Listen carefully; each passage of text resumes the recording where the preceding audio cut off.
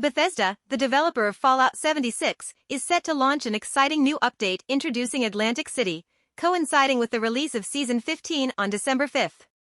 The Atlantic City update will be available for download during server downtime, starting at 3 p.m. Greenwich Mean Time UK time, and promises high stakes in this never-before-seen location within the Fallout universe. Players can anticipate engaging in 2 new missions as part of an all-new expedition set on the famous boardwalk, titled Tax Evasion and the Most Sensational Game.